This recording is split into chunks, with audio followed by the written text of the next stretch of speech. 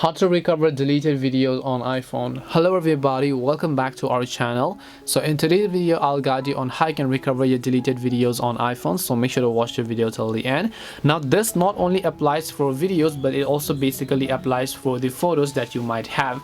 Now sometimes, let's say that you are using the Photos application here and then you happen to see some of the videos and then you just deleted the video over here. In this case, you tap the trash button, tap the delete video button, so you can see I deleted the video.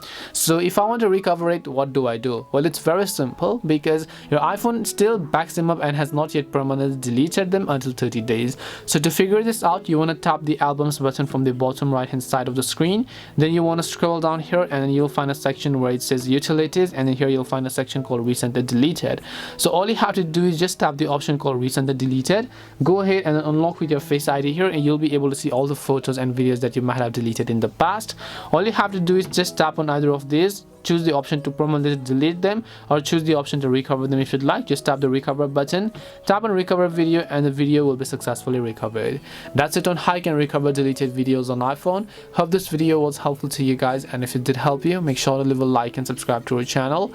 If you have got any questions, then feel free to leave them down. Thank you for watching and see you in the next video.